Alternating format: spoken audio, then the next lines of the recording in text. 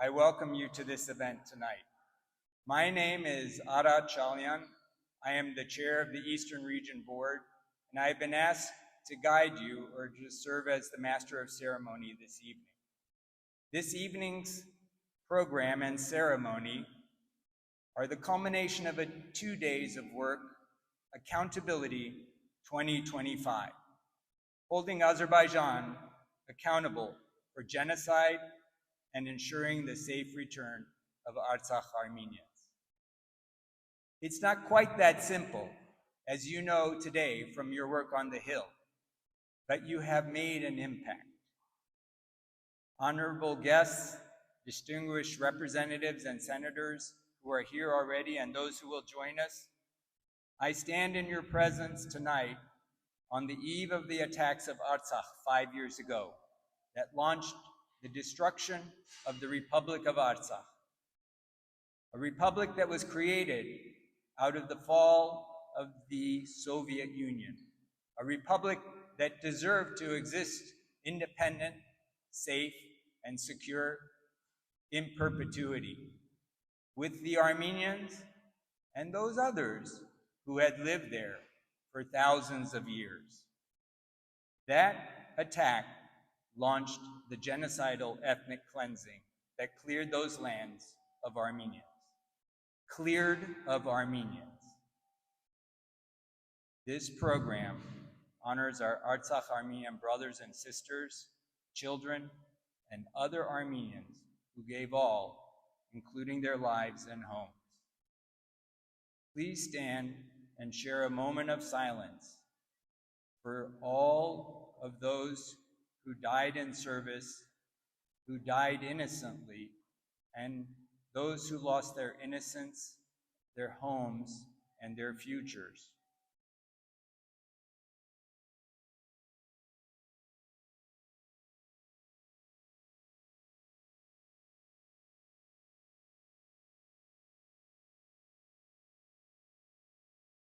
Thank you.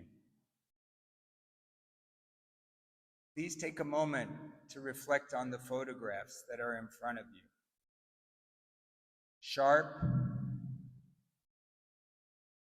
hurtful, capturing hurt, capturing hope, capturing hope, capturing loss.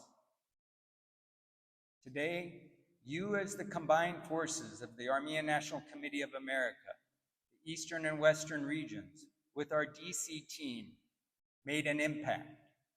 You spoke as Armenian Americans. You demanded accountability and provided suggestions, both legislatively and in terms of human rights and a course for our nation to interact with Armenia and Artsakh Armenians. This was all about holding Azerbaijan accountable for genocide against Artsakh, ensuring the safe return. We all have heavy hearts today, mourning this profound loss. A loss of 150,000 Armenians from our lands, but also a loss to the sovereignty and security of that nation, but also Armenia. Though Armenia physically is present, the threats against it have been magnified and amplified. And this was with the complicity of Turkey and Azerbaijan, with the witnessed silence of the international superpowers. This was not a war. This was a systemic and systematic erasure of people from their land. The unjust imprisonment of Armenian political prisoners, political leaders, and prisoners of war. That today, at least 23 are subjected to sham trials, inhumane punishment, and lack of international oversight on their mental health, physical well-being, and their legal rights. There have been repeated threats and incursions into sovereign Armenian territory by nations that have significant relationships with our government and our nation here. And that's where we come in to our role as advocates and voices for our dual nations. The silence of the international community, particularly those who champion human rights, has been deafening to this day, even after the memoranda of understanding. But you and our colleagues on the Hill are voices for the people of Artsakh and Armenia, as well as our diasporan communities. We have carried a vision and a hope for a free and independent united existence for our Armenians for generations. And it is on our shoulders to continue to do that. And you today, as representatives of your communities, who have a wave of people behind you and around you, have done that. And we commend you. On behalf of the ANCA, we appreciate your commitment and sacrifice and presence.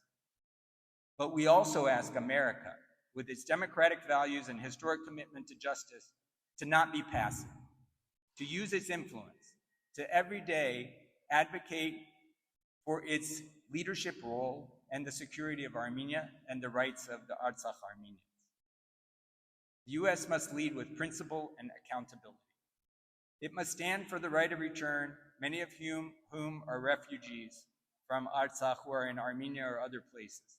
It must demand the release of Armenian political prisoners still held by Azerbaijan in political prisons and subjected to inhumane situations in violation of international law. We call on the U.S. government to enforce Section 907 of the Freedom Support Act, which restricts military aid to Azerbaijan until it ceases its aggression. This legislation exists for precisely these moments. It must not be waived or ignored at this time. Furthermore, we urge Congress, the Department of Justice, and the administration to apply Magnitsky sanctions against Azerbaijani officials who are responsible for war crimes, political repression, and ethnic cleansing. The right to pursue justice in international courts for those who have been killed, maimed, tortured, imprisoned must not be negotiable and must not be sacrificed. These individuals must be held accountable and not rewarded with silence or normalization. This is not a partisan issue. It is a moral one, but it is also aligned with America's mission in the world and American values. The right of Armenians to live safely and with dignity in their indigenous lands is not negotiable. The right to return, to remember, and to rebuild must be protected. If America truly believes in liberty and justice for all, now is the time to act for Armenia and for Artsakh Armenians in conjunction and collaboration with the United States and other international forces. As we gather here in the halls of Congress, let us remember that silence in the face of injustice is complicity. Today we have spoken, we have raised our voices and led with action. We have been advocates to demand peace rooted in truth, accountability, and human rights. Only then can we honor the legacy of those who come before us and protect the future for those yet to come, for all nations. Artsakh may be absent of Armenians, but tonight, you and the voices of our elected representatives and senators will show the world that many and all of us carry Artsakh in our hearts, and our mission and our resolve will not go away. So I thank you for your work today, and I am ready to invite our first guest, and that is going to be Congressman Frank Pallone, who hails from New Jersey, the state right next to where I live in Pennsylvania. Congressman Pallone has been a stalwart ally and partner in our work on Capitol Hill for many, many years, and is the leader and co-chair of the Armenian Caucus. Congressman Pallone. Thank you. Thank you so much. Robert, I didn't see you when I first came in, but it's good to see you. It's been a while. I don't want to repeat what was just said, but I just want to kind of put some of those remarks, which I all totally agree with, maybe in my own words. I think many of you know that I don't give up easily. And I also am not very trusting of Azerbaijan or Turkey, because for so many years I've seen lies and promises that were never kept. That doesn't mean that I wasn't happy at some level when I saw President Trump intervene. Most of you know I'm pretty left-wing, maybe is the word, and I don't like Donald Trump very much. But I wasn't opposed to the fact that he was trying to intervene and hopefully lead to some kind of a peace agreement between Azerbaijan and Armenia. But I still have a lot of distrust over it. I still think maybe that was just the beginning and we have a long way to go before we actually see some of the commitments or some of the promises that were made that day between the two countries. The bottom line is that the people of Artsakh, who are I guess the word is indigenous people, if you will, who are Armenian, have every right to go back, get their lands back, to seek reparations if they want to. And that has to be part of any kind of agreement with Armenia. Sometimes I'm very pessimistic, sometimes I'm optimistic. What I would like to see in the long run is their ability to go back, their ability to be safe, and that, all of us can go back to Artsakh at some point and spend time there peaceably without the threat of Azerbaijan. Whether that happens or not, soon or later, we'll see. The bottom line is that part of any kind of agreement has to be that they can go back, that they have reparations if they decide they don't want to go back, and that we have a release of the Artsakh prisoners that are held in Baku.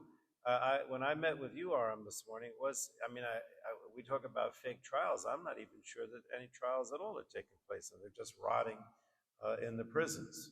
But regardless. Now, what do we have to do? Well, first of all, you mentioned sanctions. I think there should be sanctions against Aliyev and the leaders who perpetrated this genocide. I don't use the word genocide very easily. To me, it has to be a purposeful effort of ethnic cleansing. But it doesn't have to mean that everybody has to be killed or gassed, if you will, in the case of the Nazi Holocaust. If you chase people out of their land, even if they may live, it's still a genocide. It's still a violation of international law. It's still a war crime. And so there has to be justice for that. There has to be sanctions brought against the perpetrators of it. In addition to that, we have to have some kind of military security. Azerbaijan still occupies Armenian lands. And it's not at all clear what their intentions are with this Trump corridor, whatever it's called, trip or whatever.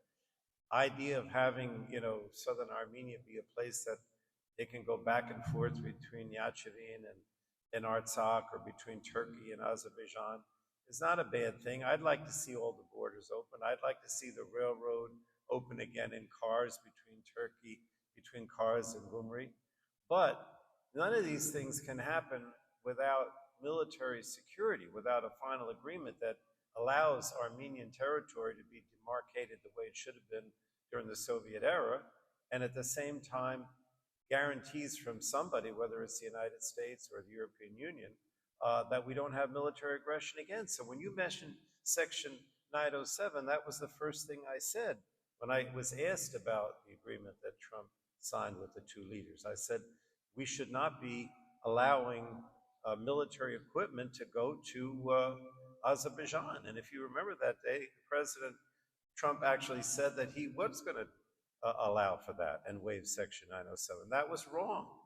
So I don't know, I'm rambling a little bit here, and I know you want to hear from others, but I do think that this meeting or commemoration that the Armenian National Committee is having today is very important, because we can't forget, we can't act like the Artsakh is over and this has been resolved. It has not been resolved. It has to be resolved in a way that that has guarantees for the Artsakh people and ultimately for Armenia itself.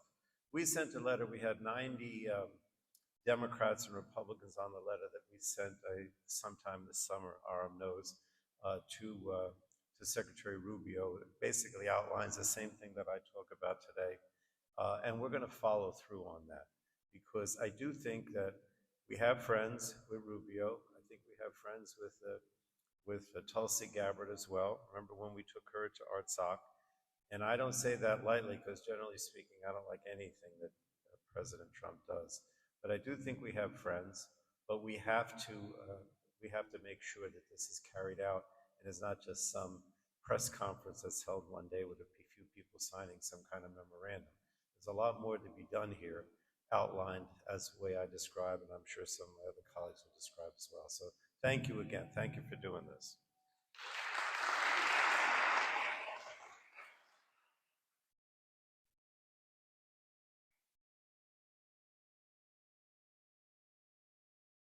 Congressman Pallone, I remember the pictures when you were at COP29 and I saw you walking, and they were so vivid. So thank you for taking your stances.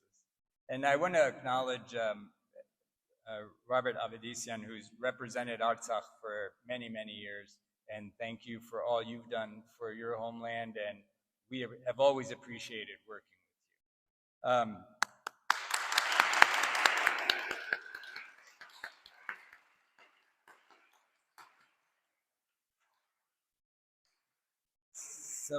So next to the podium, I almost want to steal your line, but I'm not going to. I would like to introduce Congressman Brad Sherman. Representative Sherman is a Democrat from California District 32 as it stands now. He is the vice chair of the Congressional Armenian Caucus and represents one of the largest Armenian communities in the United States, LA's San Fernando Valley. Throughout his decades-long tenure, Representative Sherman has been a stalwart advocate for the rights of Artsakh Armenians. He laid the foundation for U.S. aid to Artsakh, a de facto form of recognition by the U.S. government that the republic is a republic. And today, in the aftermath of the genocidal ethnic cleansing of Artsakh, he is working to stop all military aid to Azerbaijan by removing the president's waiver and authority for Section 907. So we invite you to the podium, Representative Sherman. Thank you.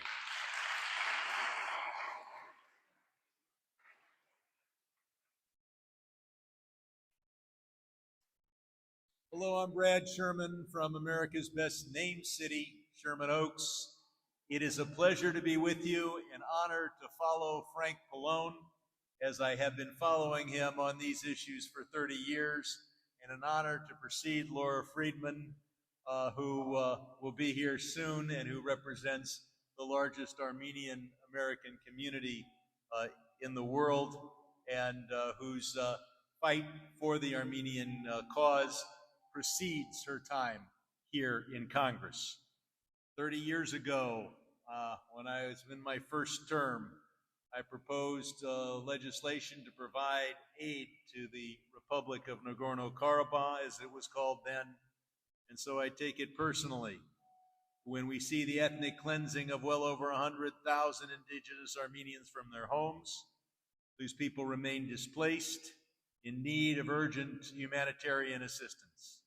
And we see dozens of Armenians, including Artsakh's democratically elected political leaders, held illegally as hostages in Azerbaijan.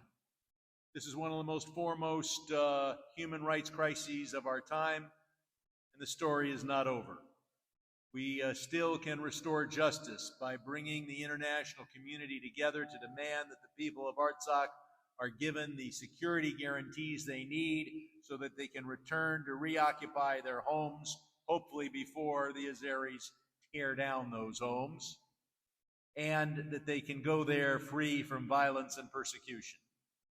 And tomorrow we have an interesting day in the Foreign Affairs Committee, because tomorrow we will be marking up the foreign policy authorization bill. And I will have an amendment, and we will force a vote on an amendment to end the right of any administration to waive Section 907. We've seen administration after administration come up with this or that pretext to waive it. Enough with the waivers.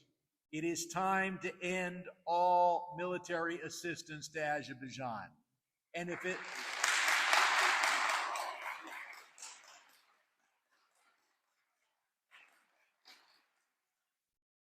if this or that president thinks that there's some reason to do this or that military aid project, let them come to Congress and explain it. And hopefully when they explain it, they'll explain that the people of Artsakh have been able to go home in security.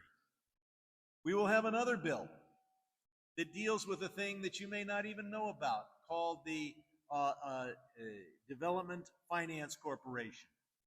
This is the part of the U.S. government that funds and or provides loan guarantees for projects all over the world in low and medium income countries. The purpose is to aid American foreign policy. And yet $1.6 billion has been provided to Turkey and over $250 million to Azerbaijan. Now, these aren't all grants. These are chiefly loan guarantees, but they remain development assistance. And my amendment will say not one more penny to Turkey while they continue to blockade Armenia, and not one penny to Azerbaijan until the hostages are released.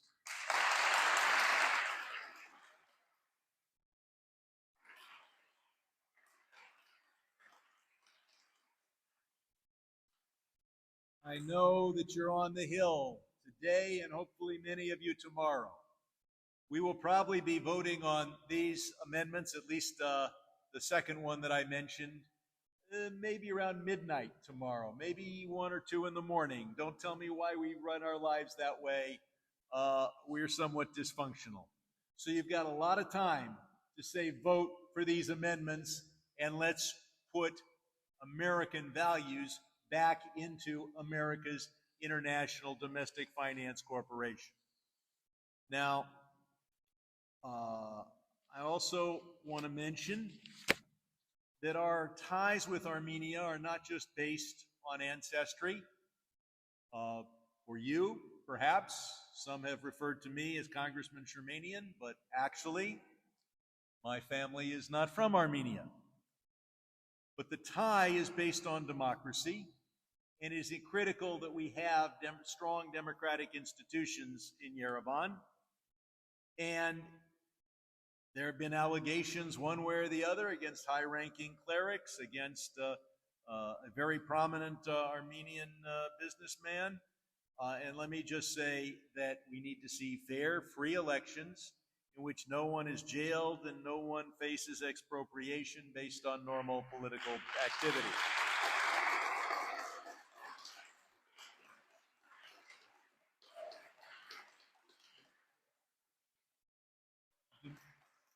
Democracy is important in every country, but when a country faces the threats to its security that Armenia faces, it is also an important part of their national security policy to be able to demonstrate to America again and again that we are linked by a dedication to democracy and the rule of law and fairness and open political discussion. Because it is not just the heritage of some Americans, it is the dedication of all Americans to democracy that links Armenia with the United States. So I look forward to working with you for many years to come. I do face a tough re-election for the first time in 14 years, but I look forward to being here for many years to come. And I'm Congressman Brad Sherman, and I continue to be from America's best named city, Sherman Oaks.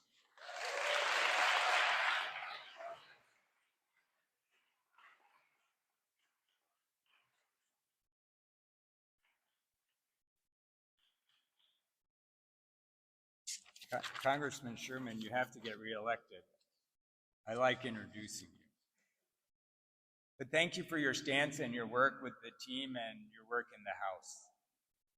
Our next guest speaker is Representative Laura Friedman, a Democrat from the California 30th District. Representative Friedman assumed office earlier this year representing the largest Armenian community in the country, Glendale, California. It is one of the most densely populated Armenian communities in the world.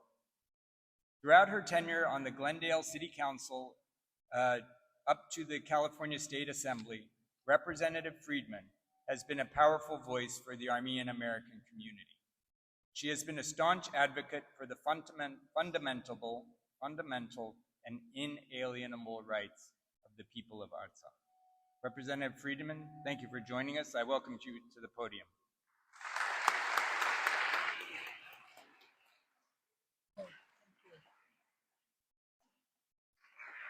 Good evening. It's wonderful to see all of you on what I consider to be Glendale on the Hill. It's always a joy to have the community come to Washington to be able to greet so many of my own constituents. The only other place where I've run into so many people that I know from home is when I went to Armenia and ran into many of my constituents on the streets, and have never had so many fruit platters, dried fruit platters delivered to a hotel room in my life is when I was in Yerevan with the California Legislative Armenian Caucus, which I was a board member of. I moved to Glendale in the year 2000 after living in Hollywood, and I moved there because it's a safe city, because it's a diverse city, and what I discovered was falling into an Armenian city and falling in love with a culture and being welcomed by a community that I was able to get to know over the years, and then in 2009 represent on the Glendale City Council. So when I went into the legislature, it was obvious that I would go into leadership with the caucus, and was able to travel to Artsakh several years ago and to Yerevan. And in Yerevan, of course, as many of you who have been there, I discovered, of course, the seat of the Armenian nation. But going to Artsakh, I felt like I had actually traveled back in time to the origins of the Armenian community. I was able to go into churches that were literally some of the oldest churches in the entire world, with Armenian language going back to the 4th century.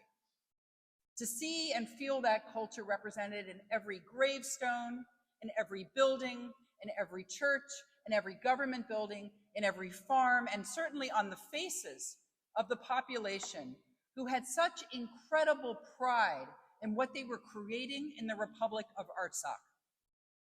And then to hear just a few years later of Azerbaijan's continual and relentless pursuit of pushing the Armenian people off of their indigenous land, and the heartbreak felt not just by people in that part of the world, but in Los Angeles. And let me say, first of all, I've only been in Congress since January. And with Brad Sherman, with Representatives Sherman and Pallone, I've found a place to turn my representation of the Armenian community into policy actions that we can take in Congress. And I absolutely agree with them that this is the time for Congress to stand strong and to stand up for our values.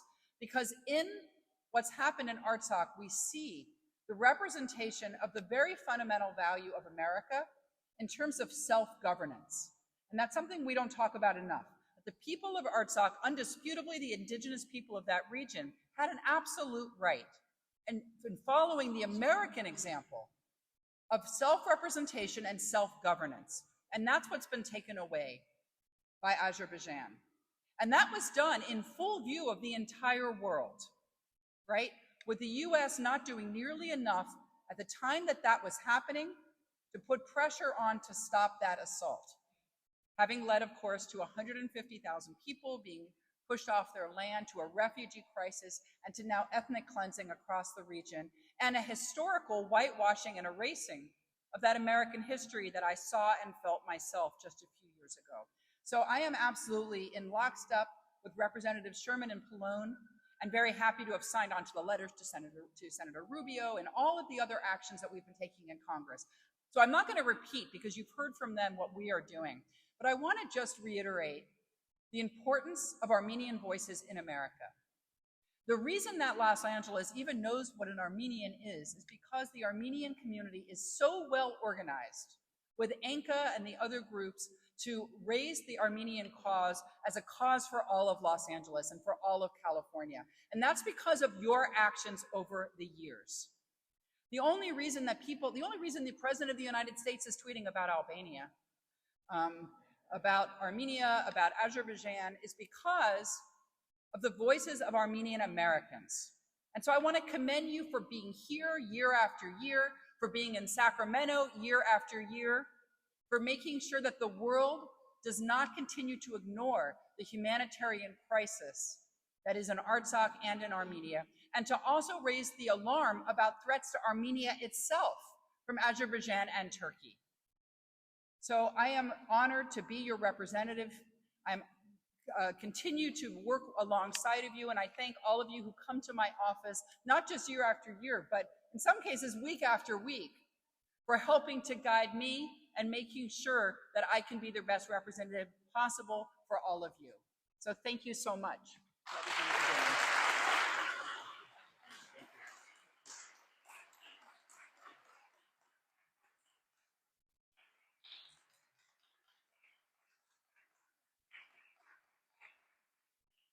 From our lands, inspiring and creating aspirations, to your work, to our colleagues on the Hill. That is part of what tonight is about, to inspire, to aspire, to hold accountable. We'd like to acknowledge and invite to the podium Representative Congressman Krishnamurthy from Illinois. I'm a Midwesterner, so thank you for joining us. Welcome to the podium. Thank you for joining us.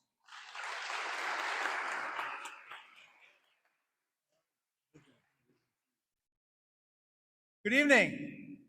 It's an honor to be with you. As I like to say, it's an honor to be any place they can pronounce my name correctly.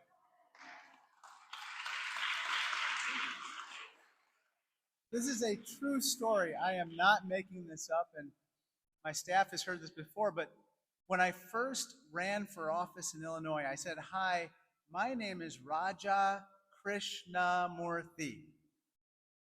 And the person in Chicago looked right back at me and said, "Roger Christian Murphy. Very nice to meet you." He said, "I didn't know the Irish made it to India." And so, in any case, it's wonderful to be with you. I want to observe those 3 rules of public speaking: be short, be sweet, and be gone.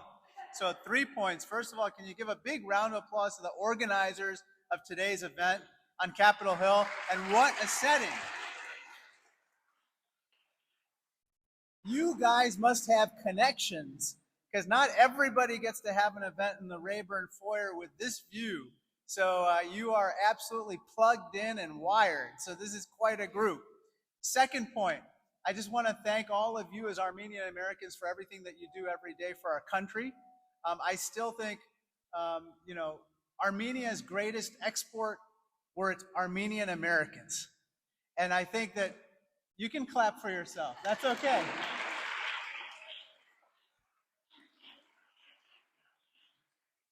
You do extremely well in so many different endeavors. It's too long to list. But the one thing that I can say about Armenian Americans is that they're some of the finest people I know and some of my finest constituents. So thank you so much. Third and final point, the issue of Armenia. Look, I don't need to tell you about all the issues that have to be addressed. As a member of the House Select Committee on Intelligence, I track this issue along with others. But the 2 most important issues right now, front and center, that are staring us in the face are, 1, we need the release of POWs. Are you with me on this? We need them home. We need the release of POWs now. Secondly, we must have accountability for those who committed war crimes among the Azerbaijanis. Am I right about that? It's simple. There are a number of other issues, but these 2 are top of mind for people like me and you. And so let's work together on these, among others.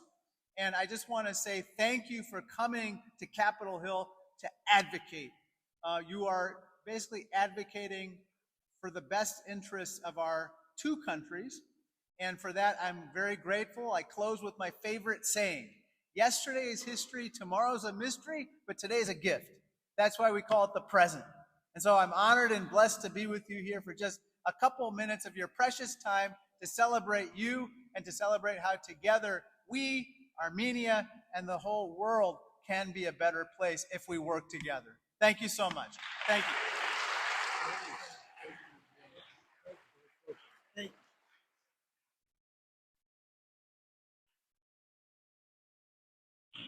With our colleagues and our allies, we are going to create a future that will be a present for Artsakh and Armenians. I'd next like to invite Representative Vince Fong from the 20th California District. Representative Fong is a Republican. He hails from Central California. He represents Bakersfield and large segments of Fresno, which I visited this winter. A great time to visit, and saw the farms, the ranches, the industry, the riches of California, which of course became home to many Armenians, including William Saroyan, who spoke to the power of Armenians when they gather together. Representative Fong has served in the California State Assembly prior to his election to Congress. He was an active member of the California Armenian Caucus. He now brings that energy to the U.S. House, supporting the Artsakh people, dignified and right of collective return to their homes, and urging the release of Armenian prisoners. Representative Fong, thank you for joining us. I welcome you to the podium.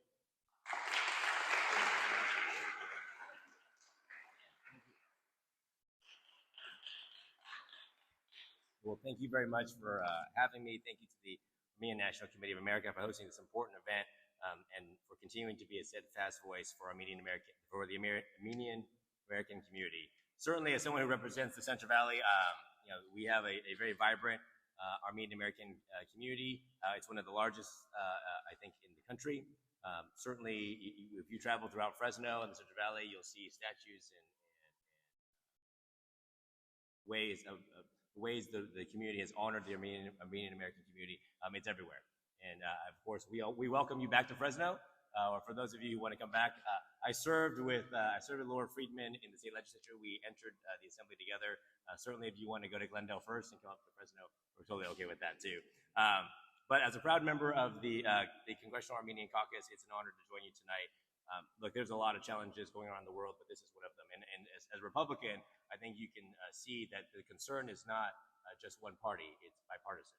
I think while I'll probably repeat a lot of the key concerns from my colleagues, whether it's Frank or Laura or Raja, I think it's worth noting that the concern crosses the aisle. Just 2 weeks ago, we marked what would have been Artsakh's 34th Independence Day, a reminder of the Armenian people's courage in defending their homeland and freedom. But this September also marks 2 years since 150,000 Armenians were forced from their ancestral homes. As these families remain displaced, we continue to advocate. I joined, along with my colleagues, the letter to Secretary Marco Rubio, encouraging him to prioritize the right of return to Nagorno-Karabakh as part of ongoing negotiations between Armenia and Azerbaijan. Armenian Americans, as you all know, as Armenian Americans, have a profound history of perseverance in the face of persecution and deserve our nation's strongest commitment to their freedom and prosperity. And that's why, bipartisan, we supported U.S. assistance to Armenia and Artsakh and efforts to hold Azerbaijan accountable, including advocating for maintaining the suspension of U.S. military assistance to Azerbaijan in accordance with Section 907 of the Freedom Support Act. Going forward, Congress must continue to press for the release of prisoners of war, support Armenia's sovereignty and territorial integrity, and advocate for the safe return of Artsakh's displaced families. I look forward to working with all of you. Certainly the fact that you're here, you've flown across the country to be advocates and a voice for your community is a testament to the fact that we are going to partner together bipartisan in Congress and with the administration to advance policies that promote lasting peace and stability. And that's, I think, what we all want. Not by rewarding aggression, but by upholding human rights and self-determination. So to everyone here tonight, I want to thank you for keeping this cause at the forefront of America's conscience. And I'm honored to stand with you and look forward to continuing to be your advocate in Congress and to stand shoulder to shoulder with you. So thank you, and God bless you all.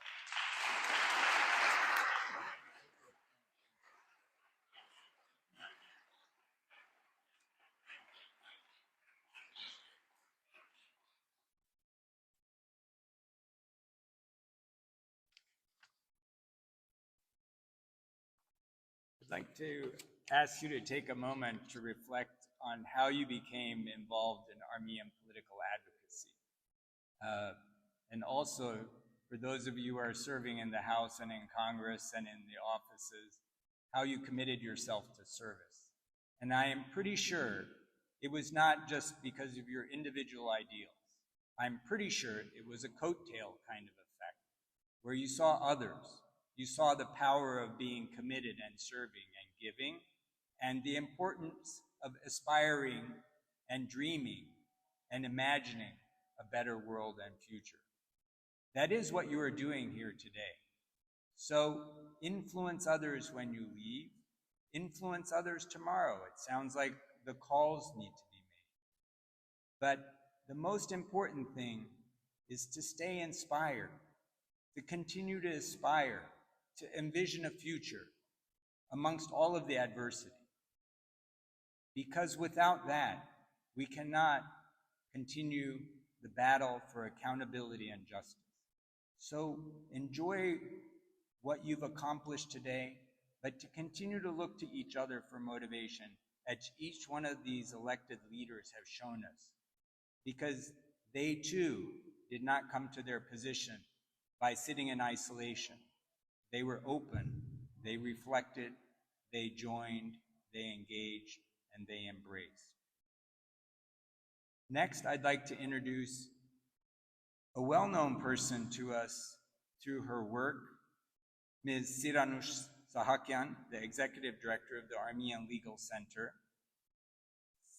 Ms. Sahakyan is known to us through her work as a human rights lawyer and legal expert, somebody who has been our voice of experience when the Artsakh war and blockade and each step of the crisis and the genocidal steps were unfolding, and now is a key human rights advocate. But she, of course, has very important leadership roles. She is the president of the International Comparative Law Center based in Yerevan, Armenia.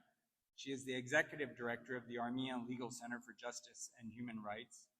She is a legal expert who has extensive experience working in Armenia's judicial system, and she has served as an ad hoc judge of the European Court of Human Rights and has advised the OSCE, the ODIHR, UNICEF, Armenia, UNDP, and other human rights organizations. I looked up each of these acronyms, and they are all tightly linked together in advocating for development and human rights and justice. In her current role, Sahakyan has filed dozens of cases before the international courts on behalf of Armenian prisoners subjected to unlawful detention and abuse by Azerbaijan. She has compiled extensive documentation and dossiers, names, dates, graphic detail on human rights abuses and war crimes perpetrated during and since the 2020 Nagorno-Karabakh war. This was submitted to the Departments of State and Treasury last year to initiate a review of global Magnitsky human rights sanctions applicability. I'd like to invite Ms. Siranush Sahakyan as our keynote speaker to the podium tonight. Siranush, Pariyagat.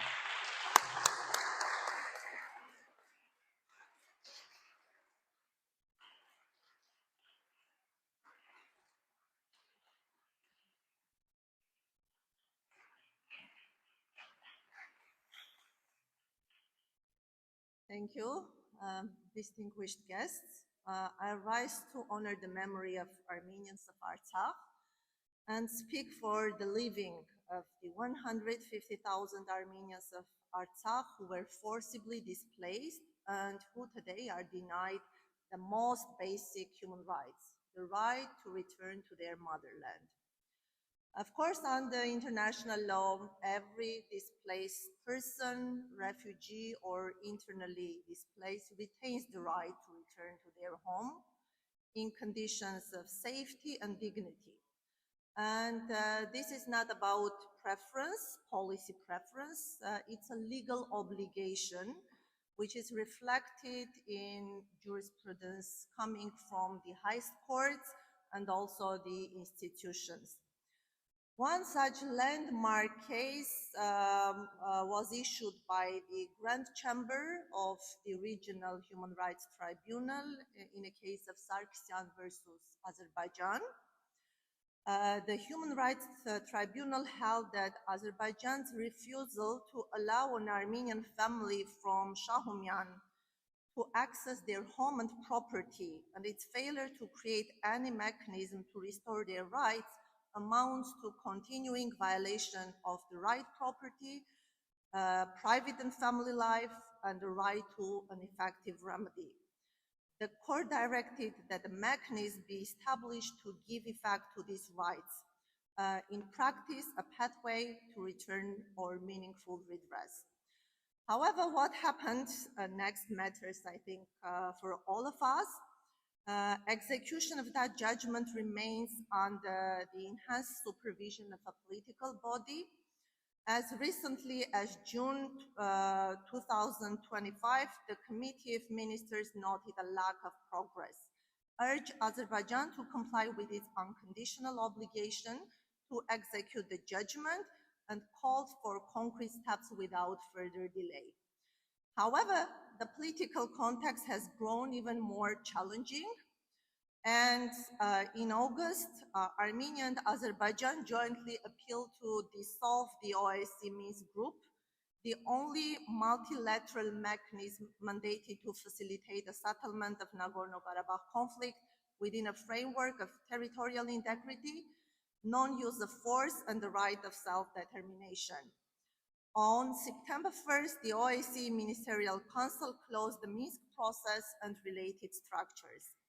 And we should be candid about what that means. While the group has been largely ineffective due to the legitimizing efforts of Azerbaijan, its dissolution removes the only multilateral platform where not only status questions, but also humanitarian imperatives, including the right to return, could be elevated within international framework of oversight and accountability. And the Washington Declaration itself is silent on displaced Armenians' right to return and contains no guarantees for safe return, protection of property, cultural heritage. In effect, the door to multilateral problem solving has been shut, while the very people whose rights are at stake have been left outside. Meanwhile, facts on the ground deepen the injury. Cultural heritage is being erased, homes are looted, and at least 23 Armenians remain in detention linked to the conflict.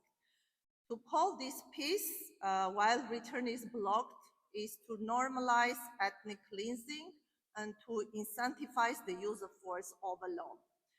So I think tonight's commemoration is not only about remembrance, it must be about responsibility and the role of the United States government.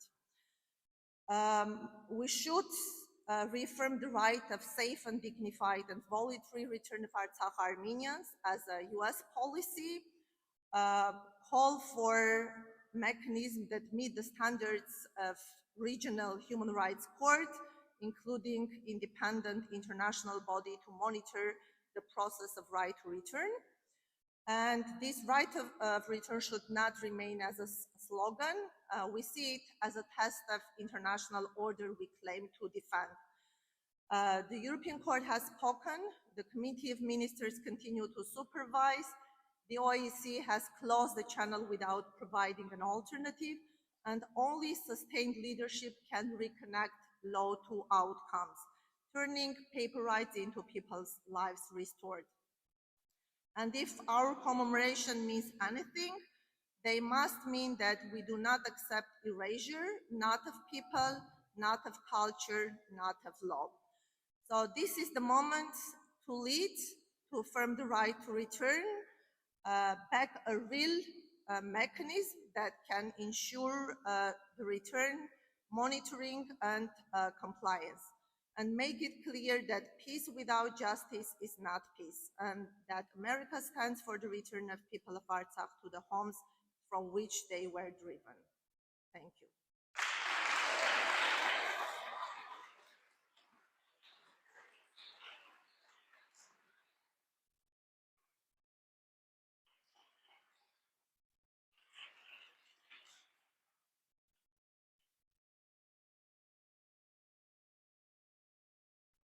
Peace without justice. Our message on the Hill today. 4 key points: the right of return, the guarantee of security with monitors and other safeguards, prevention of military aid to Azerbaijan, and 4th, the return of our prisoners, both political prisoners of war and justice for the war crimes. That's our segue to our next speaker. Our next guest speaker is Mr. Karnig Kerkonian, an international lawyer. These titles don't do real justice to the work of our colleagues who are carrying their professional skills into the service of our nation and people whose voices have been silenced and who other nations have ignored, including to some degree nations we would expect, and sometimes even forces within our own nation. Karnig Kerkonian is the founding partner of Kerkonian Dajani LLP, where he leads the firm's international and federal practices groups focusing on complex litigation matters. Foreign Sovereign Immunities Act litigation, commercial sanctions regimes, and commercial transactions, both international and domestic. Mr. Kerkonian presents regularly on matters of public international law, including before the International Court of Justice and the European Court of Human Rights. Mr. Kerkonian has served as a member of the Armenian delegation to the ICJ in its case against Azerbaijan. He also serves on the Committee for the Defense of the Fundamental Rights of the People of Artsakh. He advocates for and pursues the right of collective repatriation of the Artsakh people to their homeland with international guarantees. I'd like to welcome Mr. Kerkonian to the podium, and thank you for joining us this evening.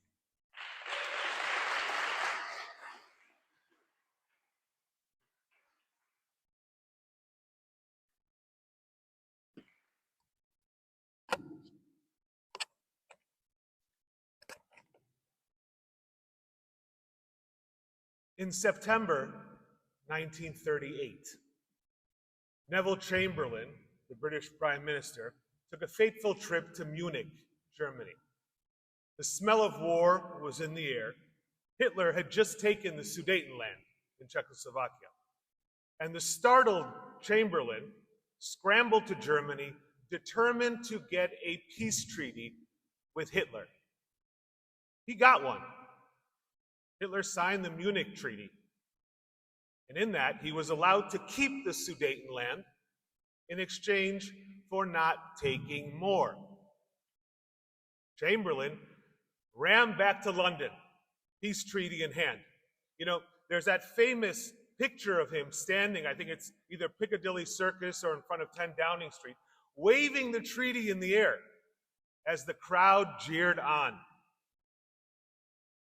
The Munich Treaty, this peace treaty, pulled really, really well in 1938 in London.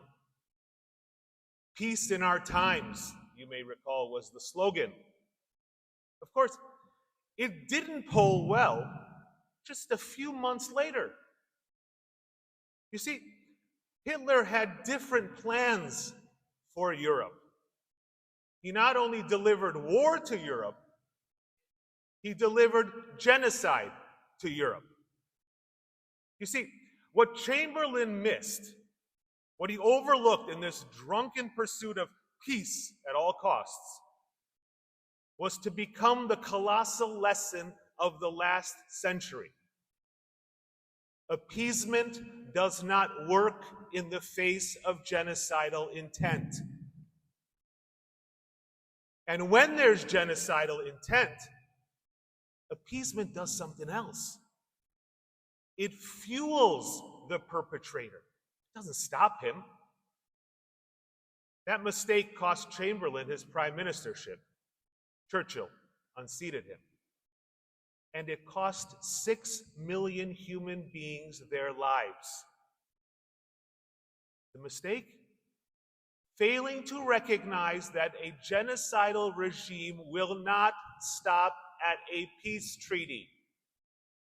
You see, the taking of the Sudetenland was the beginning of Hitler's plans, not the end.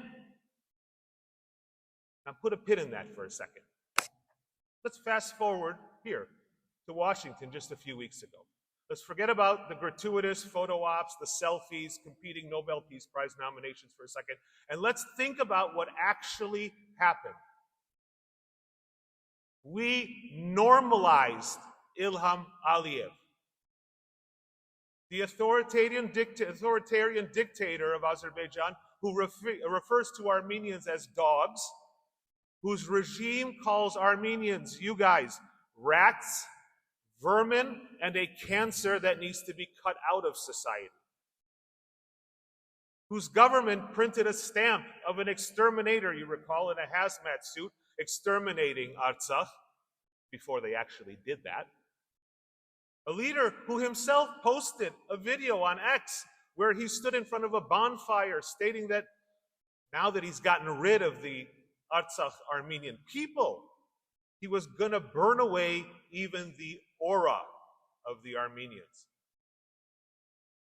A dictator who says that Armenian churches are, well, not Armenian churches at all, but they're Albanian churches, who then uses a pocket knife to scrape away Armenian letters from the stone walls of the Armenian churches on video.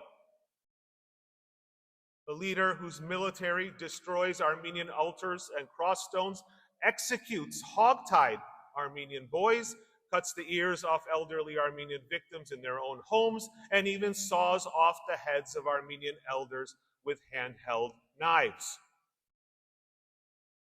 You see, the International Court of Justice has said that Armenophobia comes from the highest levels of the Azerbaijani government.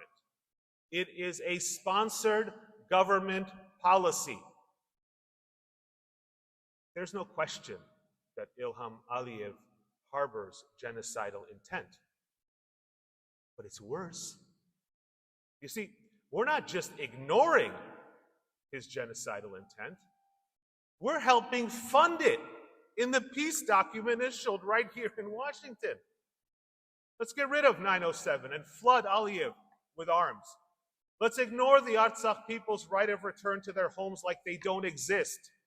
Let's ignore those hostages languishing in Baku prisons. Hell, let's fund a road that cuts Armenia in half, takes away de facto control of Armenian territory from Armenians, and puts it in the hands of a private company.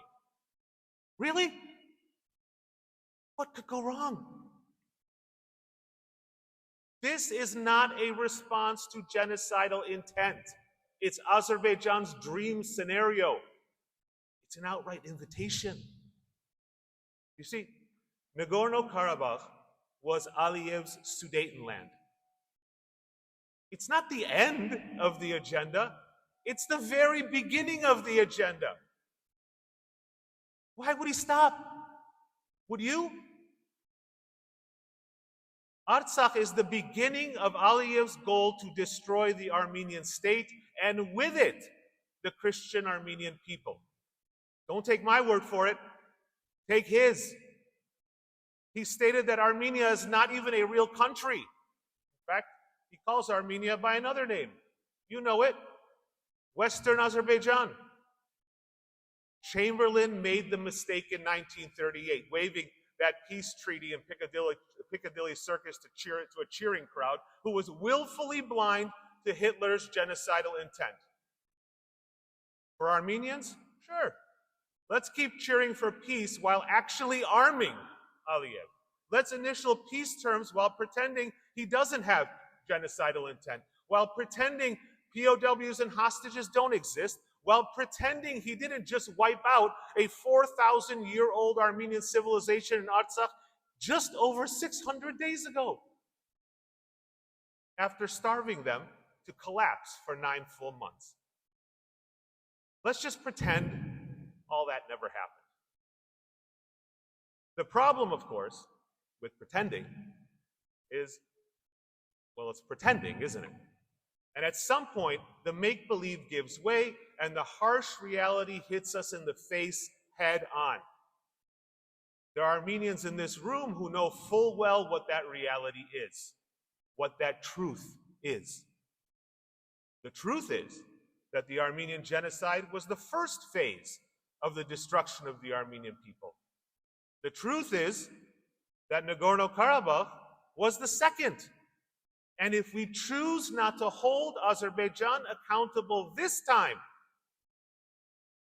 the truth is that the third phase will indeed be the final one. And I assure you that that final phase will not be pretend at all. You're the bulwark that stands in the way. You stand in the way of the fairy tales. You stand in the way of the impunity. You stand in the way of the destruction. You stand in the way of the erasure of the Armenian people and their homeland. You stand on the side of the truth. While Aliyev tries to cut the Armenian diaspora from the knees, it's funding its own diaspora. Stand, continue to stand on the side of the truth.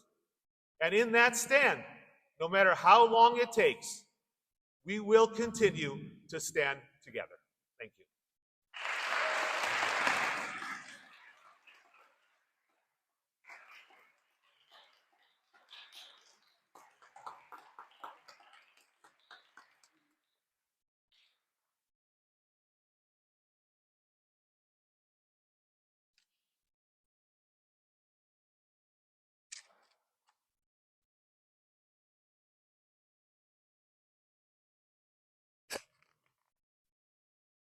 The pictures say 1,000 words.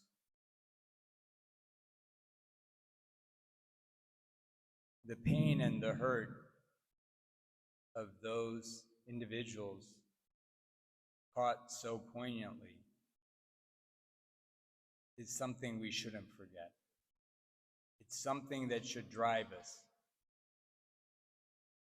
As Mr. Kerkonian said, and Ms. Sahakyan said, one of the battlefields are the courts and the dossiers and the trials, but the real power is the power of the people. The power of the Armenian diaspora is feared, sometimes overestimated, but the reality is it should be really feared because it's underestimated. It is time for each of us as advocates, as warriors, as influencers, as believers to make the next stand. And the battle came to the United States.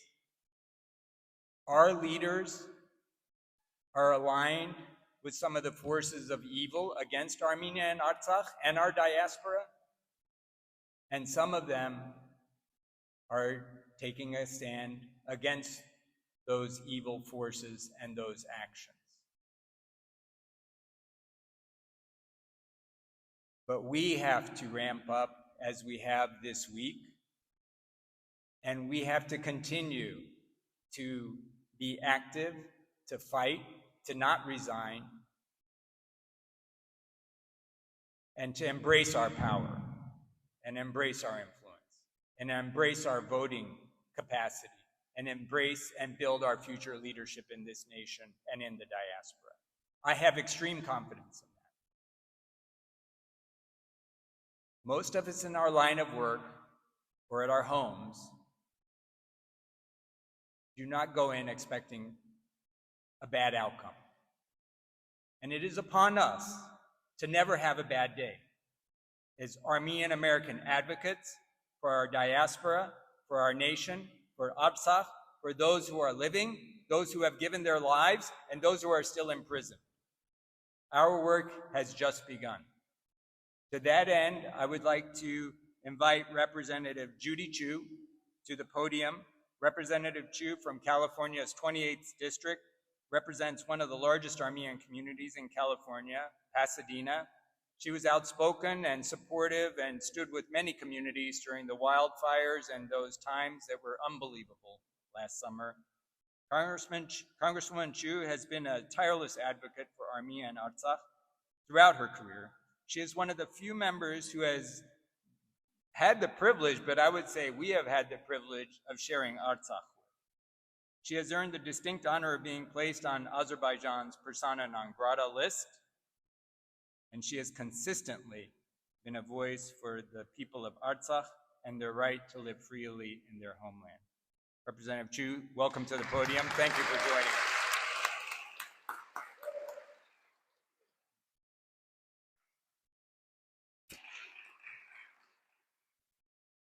Well, thank you so much. Yes, I'm Congressmember Judy Chu from California's 28th Congressional District, and I am so proud to represent the nation's oldest Armenian community in Pasadena, California. I want to thank Anka and all the Armenian Americans who have traveled from all over the country to Washington, D.C. to make your voices heard. 2 years ago, we witnessed Azerbaijan follow up its illegal blockade of Artsakh with yet another violent attack that drove 150,000 Armenians in Nagorno-Karabakh from their ancestral homeland. We have to be clear. The United States must reject this violence and ethnic cleansing and stand up clearly for democracy, self-determination, and peace. And that remains true even after Armenia and Azerbaijan's peace talks last month in Washington, which made progress towards peace, but left so many serious concerns yet to be addressed. Now, I am proud to be one of the only members of Congress who had the privilege to visit Artsakh in person. In its prime, it was so beautiful. Before I left on this trip, the Azerbaijani government warned me that Artsakh was dangerous and making this visit would have its consequences. But still, I went, and I'm so glad I did because Artsakh was so charming, so beautiful, so lively, and the Armenian people were so clearly thriving and so proud. But sure enough, when I returned, Azerbaijan banned me from ever coming to their country. But of course, I consider this a badge of honor.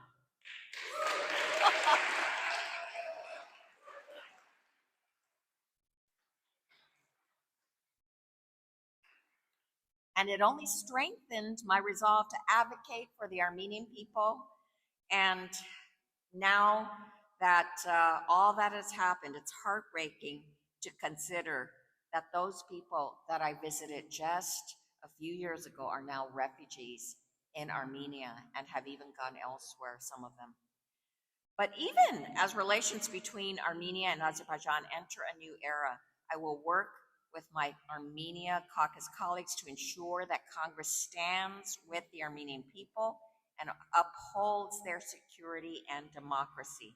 In fact, I was proud to request robust federal funding in fiscal year 2026 that will support Armenia's democratic institutions, bolster its national defense, and help to support the 150,000 refugees from Artsakh.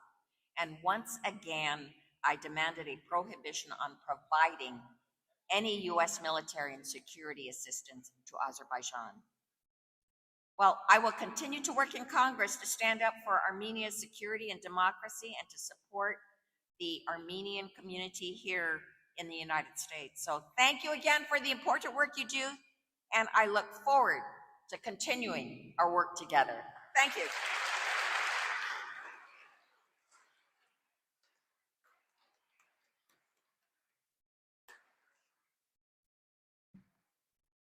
Thank you.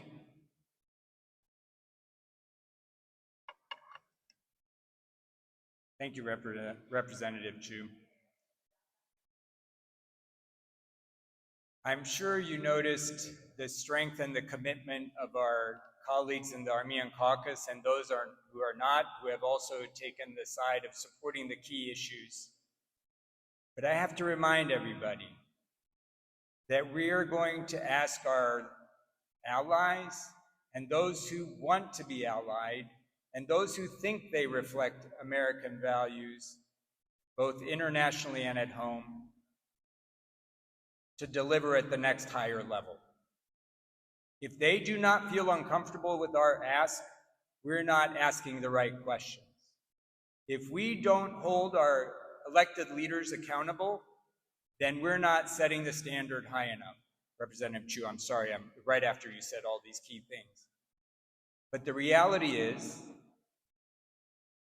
the jagad, or the red lines, have changed. We cannot underestimate them or powder coat them, white coat them, whitewash them. They are real.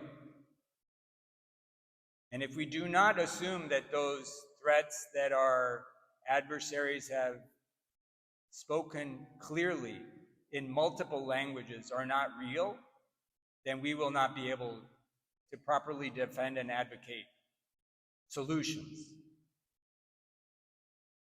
For those who are in the room, I commend you for what you have done. For those who listen and hear this message other ways, it's time to act.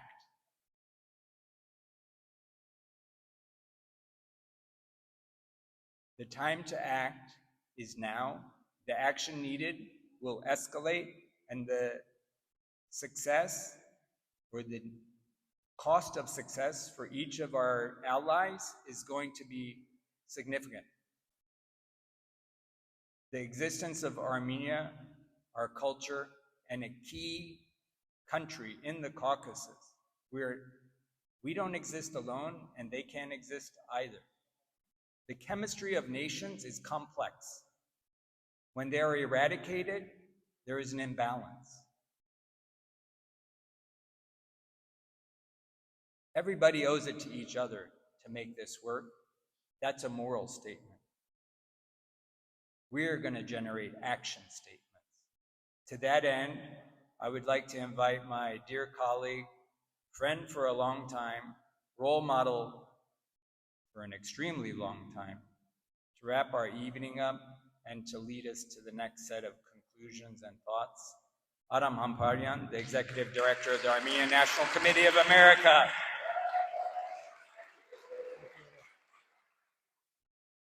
Okay. Very little I can add to Ara's eloquence, Siranush's insights, Karnig's inspirational words. I will say that the one theme I heard throughout everybody's remarks today, including our friends from Congress, is that to normalize genocide is to invite violence. It's to incentivize violence. That's clearly the case. I'll pick on Ara, Siranush, and Karnig just for 1 second. Ara helps manage, he leads the Eastern region, which is something like 30 US states, several dozen local chapters, thousands of activists, and he does that in between performing surgery at the University of Pennsylvania. So just a big round of applause for Ara. A heroic figure. Anybody who tells you they're busy and they don't have time for Haikad should just look at Ara. Ara is a role model for us all. Siranush, I'm going to talk in a moment about a new piece of legislation, and it's all because of Siranush. And I'll talk about it in a second, but she has filed dozens of cases with the courts, helped file cases also with the Department of Treasury, the Department of State here in the United States. It's just an absolutely heroic figure. Karnig comes to events like this and works on congressional issues in all the free time he has when he's not saving the Armenian quarter of Jerusalem or helping to return Armenians to Artsakh. So these are three of the great heavy lifters of the Armenian world, and they're joined by so many others here. I see Oshin, I see Ani, and all the rest. You guys all know who you are. Close today with just three new initiatives. One is in the House, one is in the Senate, and the third is right here in this building. In the House, Congresswoman Dina Titus she's a Democrat, she's being joined by Congressman Gus Bilirakis, who's Republican from Florida, and together they're introducing the Azerbaijan Sanctions Review Act, which calls upon the U.S. administration to act upon the sanctions, the human rights cases that have been submitted by Siranush and the Armenian Legal Center. Ken Hutchigan here, another heavy lifter of the Armenian world. We wouldn't be where we are today without Ken's heavy lifting over many decades.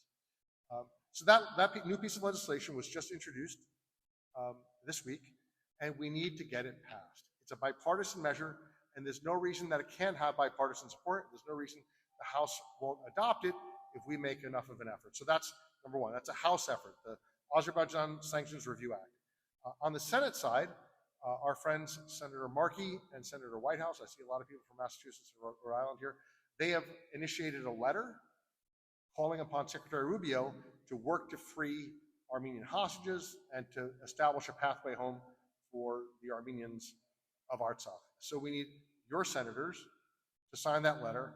We'll give you till the end of the week, so please get to work on that right away. Finally, right here in this building at 2 o'clock tomorrow, less than 24 hours from now, Karnig will be joined by Siranush, will be joined by Ken, will be joined by a fourth individual, Jared Genzer, who's an attorney here in DC, and they're going to speak at a congressional staff briefing on the prisoners, the hostages that Azerbaijan continues to hold now months and even years after the end of hostility. So we have an important new measure on the House side. We have a new letter on the Senate side. We have this event tomorrow. And of course, there are more and more things. I'll echo finally what Ada said, which is that we do need to increase our expectations, increase our demands. We need to put America back on the right side of Artsakh. And with your help, we can do exactly that. Thank you very much.